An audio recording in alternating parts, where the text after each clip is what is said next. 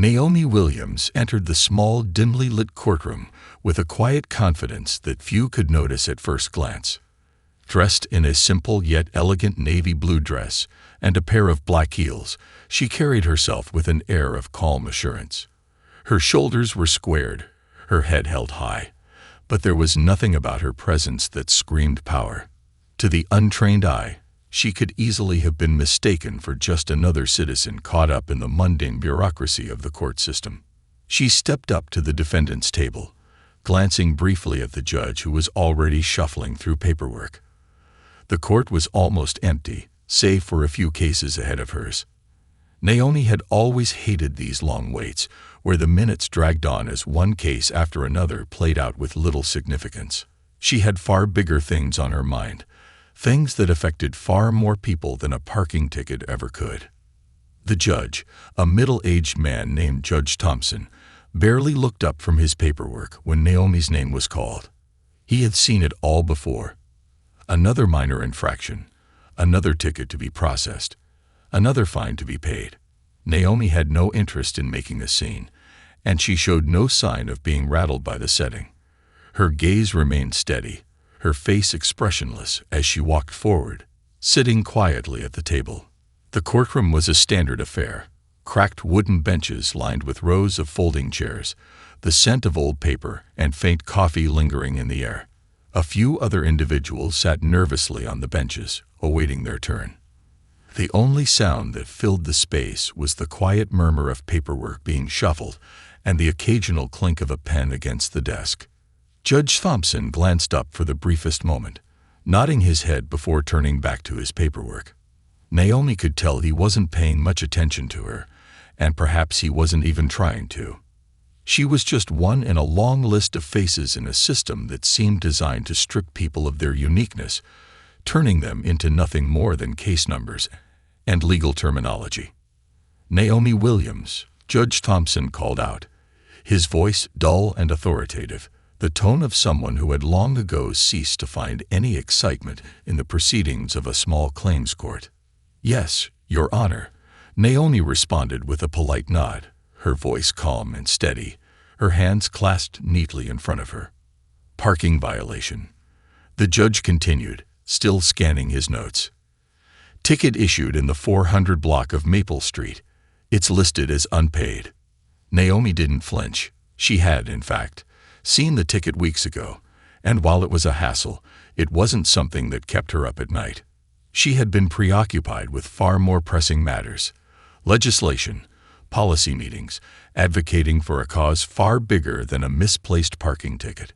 Still, she understood the need to handle these small matters with dignity. "It was an oversight, Your Honor.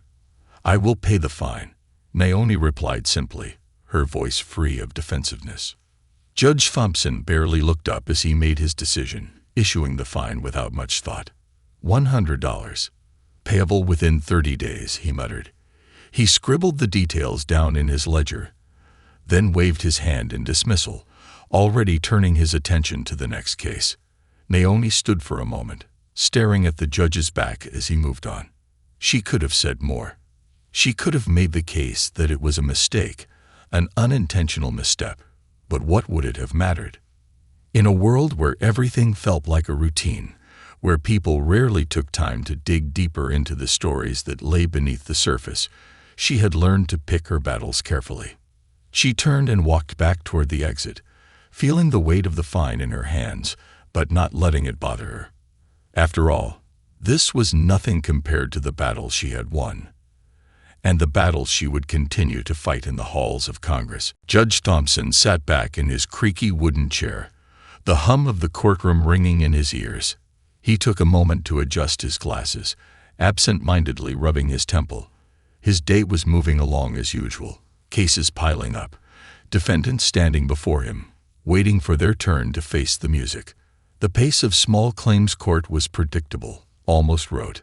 He had heard hundreds of cases like Naomi Williams's, a person, usually without much standing in the community, found guilty of a minor infraction and issued a fine. No drama, no surprises. It was just the daily grind. He glanced down at the paperwork in front of him, trying to stay focused. Naomi's case was simple, nothing to disrupt the flow of his morning. A parking violation. It seemed almost laughable that someone like her, dressed neatly and sitting composedly before him, could be in court over something so trivial. He had seen people come in here for much worse, for far more serious offenses, cases involving disputes over property, unpaid debts, and sometimes even small criminal matters. But this? A parking ticket. Naomi Williams didn't strike him as someone who had much of a presence in the world beyond the courtroom.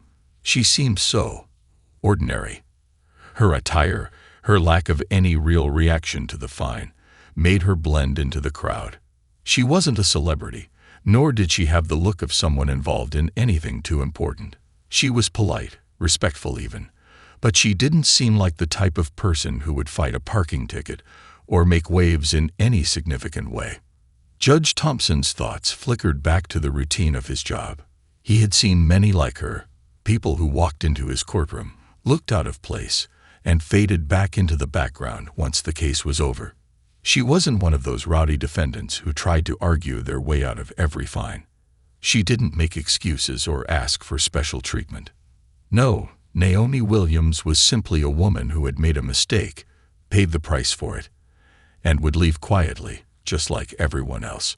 In the back of his mind, the judge had already moved on. As he scribbled down the details of Naomi's case, he briefly wondered if she would even bother to pay the fine on time. It was always the same. A majority of people, especially those from lower income brackets, would procrastinate and delay, only to face a bigger penalty later. But Naomi Williams didn't look like someone who would have trouble paying.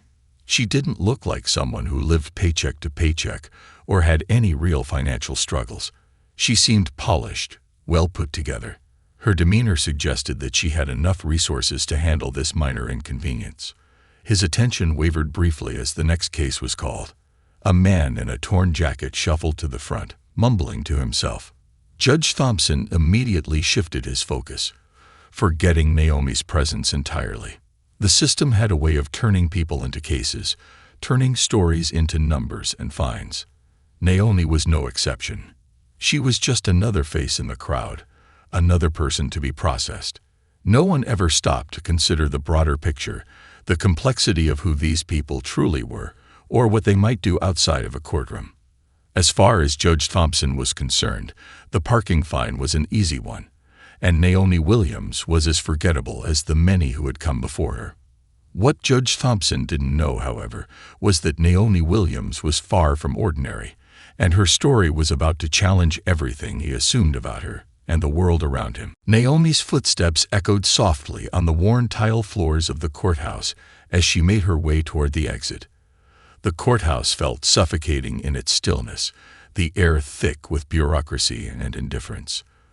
The brief encounter with Judge Thompson had been just as she expected, routine, forgettable, and largely without emotion.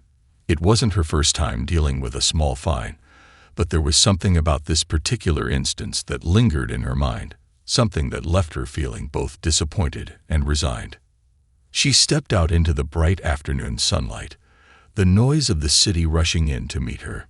The cool breeze swept through her hair, and for a moment she closed her eyes, taking a deep breath. The world outside the courthouse was so different from the sterile, judgmental space she had just left. It was a reminder that there was more to life than the trivialities of paperwork and the cold decisions made by people who never bothered to look beneath the surface. Naomi knew that what had just transpired in that courtroom was inconsequential in the grand scheme of things. A parking ticket was nothing compared to the battles she fought every day. Battles that spanned across state lines, shaping policies, and fighting for the rights of the most vulnerable. She was a federal lobbyist, a woman who had been at the heart of some of the most significant civil rights victories in recent history. Yet in that courtroom, none of that mattered. She was just another citizen facing a fine, her power and influence reduced to nothing more than a name on a docket.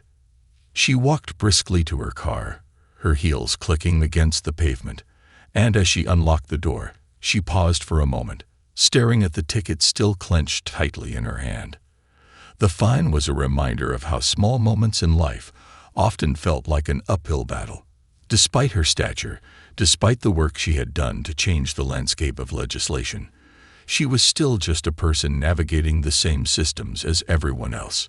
She shook her head and got into her car, tossing the ticket onto the passenger seat.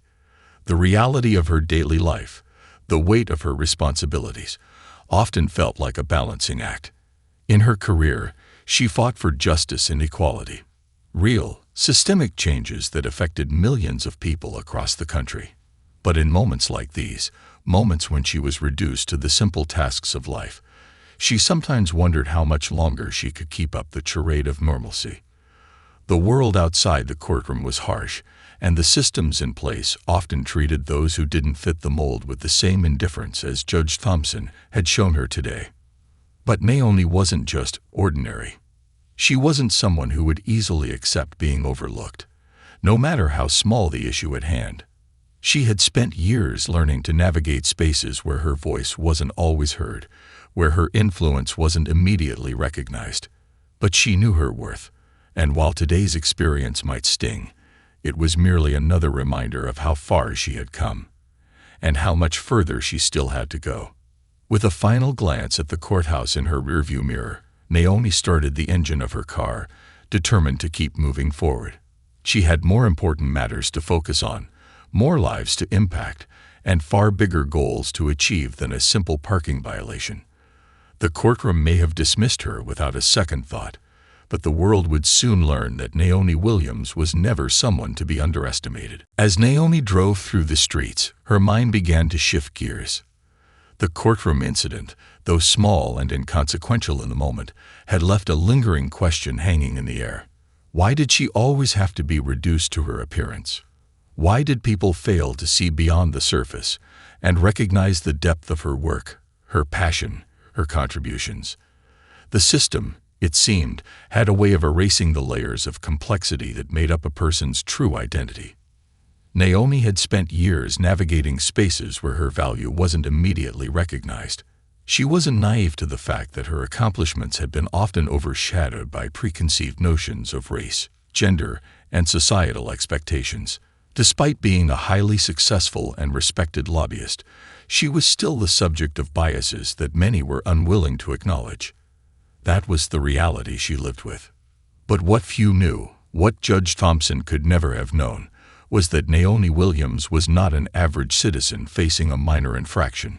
She was one of the most influential federal lobbyists in the country, a tireless advocate for civil rights, education reform, and social justice. Her work wasn't limited to the small local battles that most people faced. She had spent years at the heart of national conversations, shaping policies that impacted millions of lives. Naomi's career had begun humbly, as a young graduate working with grassroots organizations in her community. But over the years, her tenacity and strategic brilliance had propelled her into the halls of Congress, where she had earned the respect of lawmakers and fellow advocates alike. She had lobbied for laws that provided greater protections for marginalized groups, worked to ensure that health care was accessible to those who needed it most, and pushed for educational reforms that gave children from underprivileged backgrounds a chance at a better future. It wasn't glamorous work, but it was necessary. And in her quiet way, Naomi had become a force to be reckoned with. Behind closed doors, senators, representatives, and even high-powered business leaders knew her name. They knew that when Naomi Williams spoke, it wasn't just another opinion. It was the voice of reason, the voice of the people who had long been forgotten by the powerful few. Her influence extended beyond the government, into the private sector, where she worked to ensure that companies and organizations were held accountable for their impact on society. She had helped steer massive corporate investments into communities that had long been neglected. She had challenged corporations to adopt practices that benefited workers, especially those in minority communities. Naomi had always operated in the background, never seeking the spotlight, but instead working with quiet persistence to bring about meaningful change. Yet, in the eyes of Judge Thompson, none of that mattered. To him, she was just another person standing in front of him, paying a fine for a small mistake. He couldn't have known that Naomi's work had saved lives, had altered the course of legislation, and had shaped the way society approached inequality and injustice. And so, as she sat in her car, watching the city pass by, Naomi couldn't help but reflect on the irony of the situation. She was a woman who had fought for equality in some of the highest chambers of power, and yet, here she was, just another face in the crowd, another person reduced to a name on a docket. She knew the system well. How easy it was to be overlooked, how easy it was to be reduced to a simple case number. But Naomi was far from ordinary. And as she continued to drive toward her next meeting, she couldn't shake the feeling that this small, seemingly insignificant moment in the courtroom might just be the catalyst that would change how people saw her, and how they saw the work she had dedicated her life to. The following morning, the courthouse buzzed with its usual hum. It was another day of routine proceedings, another batch of cases to be processed. The energy in the building was low, a mix of tired officials, impatient defendants, and indifferent bystanders. However, one small, seemingly inconsequential detail was about to ripple through the local legal community, sparking conversations that would reach far beyond the courthouse walls. Naomi's appearance in Judge Thompson's courtroom didn't go unnoticed, despite the judge's complete lack of recognition. As a woman with a reputation that stretched beyond the confines of small-town disputes, Naomi's presence, however brief, left an impression. It didn't take long for word to spread among her colleagues and those who had heard her name before. By the end of the day, her case had made its way into various private conversations, first in hushed tones among the courthouse staff, then more openly among her colleagues in the advocacy world. It was a curious situation. Naomi Williams, the groundbreaking civil rights lobbyist, a woman known for shaping national policies, had been treated as if she were any other defendant facing a minor parking fine. People couldn't help but talk about it, especially those who worked in the legal and political circles Naomi had frequented. One of her colleagues, Sarah Caldwell, had been following the case closely. Sarah, a fellow lobbyist who often worked alongside Naomi in D.C., was stunned when she heard about Naomi's experience. "It's almost laughable," she said to a few of her close associates that afternoon. Naomi Williams in that courtroom. No one had a clue who she was. Not a single person there recognized her. Sarah wasn't alone in her surprise. For those who knew Naomi, the idea that she could be overlooked in such a setting was almost offensive. They all knew her as a titan in their field, a powerful advocate who had helped bring about real, lasting change in government policy. Naomi had spent years lobbying for causes that mattered, pushing for healthcare reform, advocating for equal rights, and ensuring that the most vulnerable communities had a voice in Washington. Yet here she was, facing a fine like any other citizen. A few of Naomi's closest allies began discussing how they could respond. "What if we made some noise about it?" One suggested. "Let people know what she really does, who she really is. Maybe it'll open some eyes." Naomi, however, was already several steps ahead. She had been in similar situations before, when her work had been misunderstood or minimized by the very people she fought for. She had grown used to it. But something about this incident felt different. Naomi wasn't upset by the fine itself. It was the absence of acknowledgement, the failure to see beyond the surface, that bothered her. In a world where she was used to being seen as a force for change, where her words carried weight, this small moment in the courtroom felt like an echo of the systemic issues she often worked against. As the story continued to spread, more people began to take notice. Soon, media outlets picked up on it, intrigued by the idea that Naomi Williams, someone with such undeniable influence, had been dismissed so easily. Headlines began to surface in local newspapers. Asterisk civil rights leader fined in court, but who is she really? Asterisk, the curiosity around Naomi's story sparked public interest, and more people wanted to know the truth about the woman behind the name. It didn't take long before the courthouse staff, the judge, and even some of the local legal community started to realize just how wrong they had been.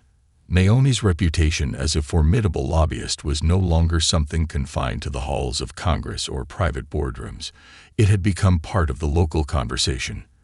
And for Judge Thompson, who had quickly dismissed Naomi as just another citizen, the weight of his assumptions began to settle in.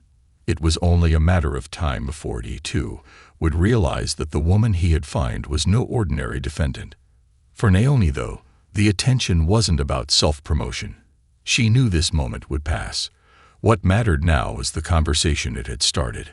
A conversation about how quickly society was willing to judge others based on assumptions and appearances, and how sometimes even the most powerful voices could be invisible when they weren't recognized for who they truly were. As Naomi sat in her office the next day, the hum of the phone and the quiet buzz of her computer's notifications filled the space. But her mind was elsewhere. The calls were starting to come in, one after another. She knew what they were about. Word had spread quickly about her run-in with Judge Thompson, and now the media was eager to latch on. They wanted answers, a story, a face to the headline. Famous lobbyist treated like a common defendant. That was the title that was circulating, and Naomi had little doubt it would soon make its way to national outlets. But she was in no mood for interviews or attention. She had work to do. Despite the attention, Naomi felt no satisfaction in this turn of events. She didn't want to be a spectacle. She wanted to be seen for what she had built through years of hard, quiet work, advocating for communities that had been marginalized, pushing for legislation that would impact lives in lasting, meaningful ways. A parking fine and the resulting public reaction seemed to trivialize all of that. But perhaps that was part of the point. As her assistant handed her the phone, Naomi took a deep breath. It was Sarah Caldwell, the lobbyist who had been one of the first to spread the word about Naomi's courtroom appearance. "Naomi, I know this isn't what you wanted, but you've got a platform now," Sarah said, her voice steady but with a hint of urgency. "The attention is only going to grow. People want to know who you are. This is your chance to make sure they understand what you've been fighting for all these years. The story's bigger now." Naomi sat back in her chair, running her fingers over the edge of the desk. The irony wasn't lost on her. Here she was, an influential lobbyist, shaping policy in Washington, D.C., and yet it took a minor parking violation to make her name a topic of conversation. It wasn't fair, but it was a reality she had come to accept in the world she navigated. She couldn't control how the media would shape the narrative, but she could influence how it was told. "What do you think?" Naomi asked, her voice calm but measured. "I think this is a moment to turn things around, to reframe the story, to show people the full picture of who you are, what you've done, what you continue to do. It's bigger than a fine, but you need to take the reins." Naomi mulled it over for a moment. The idea of being thrust into the spotlight made her uneasy. She had never been the type to seek attention. Her focus had always been on pushing policies that would create lasting change, not on herself. But she knew that her voice, when heard, carried weight. And if people were listening now, maybe this was an opportunity to use that attention for something far greater than public pity. Later that afternoon, Naomi agreed to an interview with a local reporter. The conversation was carefully crafted, and Naomi didn't waste time on small talk. She dove straight into the heart of the matter, addressing the assumptions made by Judge Thompson and the media. "Of course, I wasn't treated the way I should have been in that courtroom," Naomi began, her voice steady. "But I think what's more important is why it happened. In this country, there are people who face the kind of treatment I experienced every day. People who are ignored, marginalized, and overlooked because of how they look or where they come from. That's not just a courtroom issue, it's a systemic issue. And it's one that needs to change." Her words, calm and measured, quickly became the focal point of the story. Naomi wasn't just talking about a courtroom experience. She was speaking to a broader truth, one that resonated with people from all walks of life. By the time the interview was broadcast, Naomi had turned the narrative on its head. The story was no longer about a parking ticket. It was about the larger fight for dignity and respect in a world too quick to judge, based on superficial perceptions. The following days were a whirlwind of calls, interviews, and discussions with her colleagues and supporters. Naomi had become the face of something much larger than herself. She didn't need to make her name known. She had always been known. What mattered now was the dialogue she had sparked. And the more people listened, the more they began to see Naomi Williams for what she truly was, a tireless advocate who had spent her career working not just for policy changes, but for the lives of people who were too often invisible. As the story continued to unfold, Naomi's presence in the media shifted from a fleeting headline to a movement. The initial curiosity about her courtroom experience had quickly turned into a larger conversation about racial and social inequalities, the assumptions people make, and the systems that perpetuate them. What started as a minor parking violation had become the catalyst for a national discussion on fairness, respect, and recognition. The calls continued to pour in, not just from journalists, but from politicians, activists, and organizations eager to lend their voices to Naomi's cause. For the first time in a long while, Naomi found herself at the center of a public spotlight that she had never sought, but one that she now realized could be used for something much more significant than just making noise. Naomi had always been deeply committed to using her voice in spaces where it could influence change, policymaking, civil rights reform, social justice initiatives. But now she had a new platform to amplify those causes. The press conference she had held earlier that week, where she spoke about the broader issue of systemic inequality, had sparked something unexpected. News outlets, social media influencers, and grassroots organizations all rallied around her message. "I can't believe how quickly things are shifting," Sarah Caldwell said to Naomi one evening over the phone. "The response has been incredible. People are starting to connect your story to their own. They're realizing this isn't just a small issue. It's a reflection of how we treat each other in society." The phone rang again. It was the office of a senator who had been following the growing story. "Naomi, we want you to come in. We need you to help us address this. The timing is too important," the voice on the other end said. The senator's team had been monitoring Naomi's advocacy work for years, but now they saw an opportunity to work alongside her, to lend support to the larger narrative she had begun. The power of the moment wasn't lost on them. Naomi's influence had reached far beyond the world of lawmaking and lobbying. It was resonating with everyday people, those who saw her not just as a lobbyist, but as someone who represented the fight for justice and equality in a world that often seemed blind to the struggles of marginalized communities. The judge's lack of recognition had sparked outrage, but it had also sparked something positive, a renewed call to action. People were beginning to take a hard look at the systems that govern their lives and question whether those systems truly treated everyone equally. The next step for Naomi was clear. She couldn't allow the conversation to fizzle out. She couldn't let her story be reduced to just another headline. The media had taken her words, had amplified them, but now she needed to ensure that the movement was sustained. She began organizing town halls, meetings with community leaders, and collaborations with nonprofits to build on the momentum she had gathered. Her next big project, she decided, would be a national campaign to address racial bias in the legal system, a campaign that would call for widespread reforms in both how courts handled cases and how law enforcement interacted with marginalized communities. Naomi wasn't interested in surface-level change. She was fighting for deep, systemic shifts that would alter the course of history. And this time, she wasn't going to do it quietly. As the weeks went on, the story of Naomi Williams, the lobbyist, the advocate, the woman who had once been treated as just another defendant, continued to evolve. She wasn't just fighting for herself. She was fighting for everyone who had ever been overlooked, underestimated, or unfairly treated by the systems meant to protect them. Her cause was no longer just a small incident. It was a reflection of a larger struggle for equality and fairness. And as the movement grew, Naomi realized that the small moment in the courtroom, though frustrating and unjust, had given her the very thing she had always hoped for: the opportunity to use her platform, her influence, and her voice to change the world for the better. It wasn't just about a parking fine anymore. It was about dismantling the barriers that kept people from being seen for who they truly were. Months had passed since Naomi's small courtroom encounter became a national conversation. What had started as a moment of frustration, being overlooked, misunderstood, and reduced to a minor infraction, had blossomed into a powerful movement.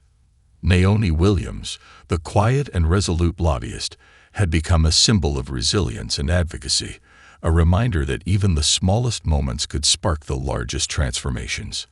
Her national campaign to address racial bias in the legal system had gained traction far beyond her expectations. Town halls, community meetings, and widespread media coverage had drawn in thousands of voices. Voices of people who had long been denied a platform to share their stories, voices that demanded systemic change. The issue of racial bias in courts and law enforcement was no longer a distant concern. It was at the forefront of national discourse, thanks to Naomi's unyielding commitment to justice. Naomi often found herself reflecting on how it all started. A simple parking ticket, an unfair fine, and the failure of a single judge to recognize her not just as a person, but as a person with a legacy, had become the flashpoint for a larger reckoning. In the years she had spent navigating the intricacies of policy and lobbying, Naomi had always known that true change would only come when people were willing to confront the root of inequality. But what she hadn't anticipated was how such an unremarkable event would propel that fight forward in such a profound way. Her role as a federal lobbyist had given her the connections and the voice to push for changes in Washington. But now, her work had expanded into new realms. The ripple effect of her story had led to bipartisan support for key reforms, particularly in addressing racial disparities in sentencing and policing. More importantly, it had inspired a generation of young activists and advocates who were now following in her footsteps, determined to create a world where no one was dismissed, no one was overlooked. Naomi had never been interested in seeking recognition for her own sake. But as she sat in her office one afternoon, looking out at the bustling streets of the city, she realized that the attention she had gained, though unanticipated, had allowed her to build the kind of momentum that could forever shift the conversation around civil rights and justice. That afternoon, Naomi received a call from the office of the president. The invitation was clear. Naomi was being asked to join a special task force aimed at reviewing national legal reform. It was an honor, of course, one that carried great weight and responsibility. But Naomi saw it as an opportunity to further the cause that had become so close to her heart. She had always believed in the power of policy, but now she believed more than ever in the power of community and shared experience. The final acknowledgement came when Judge Thompson, the very judge who had dismissed Naomi's case without a second thought, reached out to her. The call was brief but sincere, an apology of sorts. "I had no idea who you were, Ms. Williams. I misjudged the situation, and I regret it. I want to do better." Naomi's response was simple but potent. "We all have room to do better." Naomi's journey from courtroom defendant to national figure had taken unexpected twists, but she had always remained true to her principles. The fine, the judge's mistake, had all become part of the larger story of justice, fairness, and the relentless pursuit of equality. In the end, Naomi didn't just change the course of a conversation. She had helped reshape the future, ensuring that the voices of the overlooked were heard, and that the systems of power that had so often silenced them were held accountable. The legacy Naomi Williams had begun to build wasn't just one of personal triumph. It was a lasting movement, a testament to the power of one individual's unwavering commitment to change, no matter how small the spark that started the fire.